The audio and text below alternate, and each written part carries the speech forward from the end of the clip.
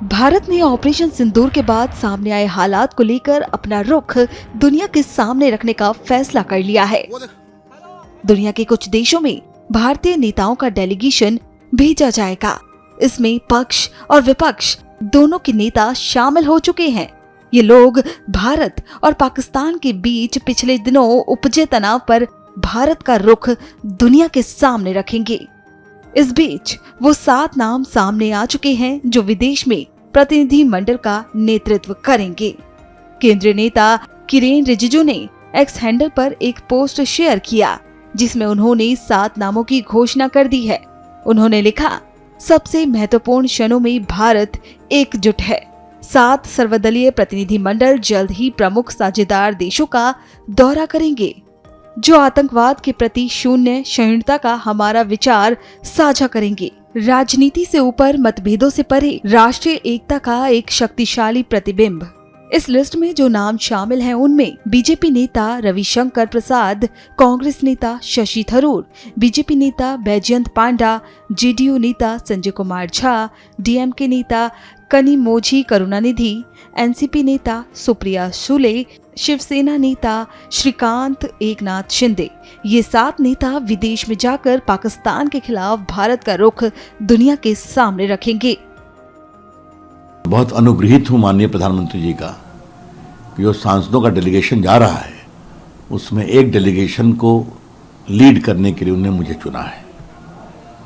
जहां तक सुबह मुझे जानकारी मिली है कि मेरी अगुवाई में जो डेलीगेशन जाएगा वो सऊदी अरेबिया, बहराइन, कुवैत और अल्जीरिया जाएगा।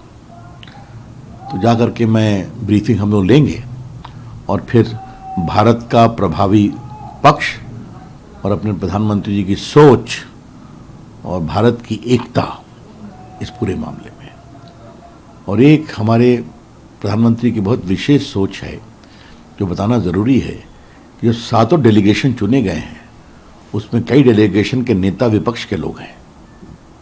ये बहुत बड़ी सोच है। हाँ, तो एक बहुत ही संवेदनशील इलाके में मुझे भेजा जा रहा है। मैं जाऊंगा, देश हित में जो भी काम करना हो करूंगा। भारत सरकार और हमारे प्रधानमंत्री ऑल पार्टी के हर एक जो मेंबर हैं उनको भेजा जा रहा है दुनिया भर में, खास करके बताने के लिए कि ये दुनिया में जहां भी टेररिज्म और टेररिस्ट एक्टिविटी हुआ है उसका जड़ पाकिस्तान में है।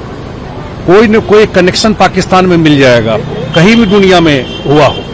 तो दुनिया को बताने के लिए कि स्टेट स्पॉन्सर्ड टेररिज्म चल रहा है, प्रूफ के साथ है, और वो जो एक फेक नैरेटिव बनाता है और लोन ले लेता है, पैसा ले लेता है, वो सब पैसा यूज करता है टेररिस्ट को बढ़ाने में ही। इसी के लिए हम लोग जाएंगे और जो देश की बात है या जो घटना हुई है सारा बात वहां जा करके बताना, और ये जो एक फेक नैरेटिव चल रहा है उसको भी खत्म करना, ये एक उद्देश्य है। ऑपरेशन सिंदूर के जरिए पाकिस्तान को सबक तो सिखाया गया है और ये भी स्पष्ट हो चुका है कि इस मोदी सरकार के जो नीतियां हैं, हमारी जीरो टॉलरेंस है इस प्रकार के आतंकवादियों के लिए, और खास करके जो क्रॉस बॉर्डर आतंक फैलाते हैं पाकिस्तान के जमीन पर, उनको पाला जाता है, उनको समर्थन दिया जाता है, इसके लिए जीरो टॉलरेंस है।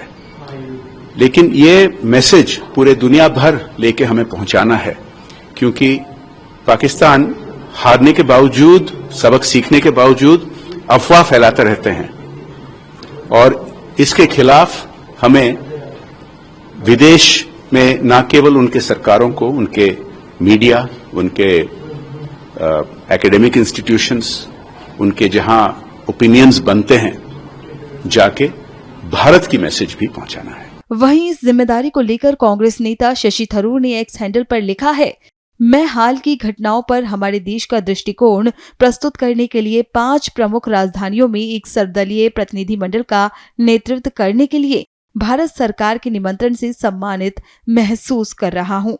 जब राष्ट्रीय हित शामिल हो और मेरी सेवाओं की आवश्यकता हो तो मैं पीछे नहीं रहूंगा। जय हिंद। बता दें कि पक्ष और विपक्ष दोनों के नेता मिलकर पाकिस्तान की काली करतूतों के बारे में दुनिया को बताएंगे और इससे उपजे तनाव पर भारत का रुख दुनिया के सामने रखेंगे।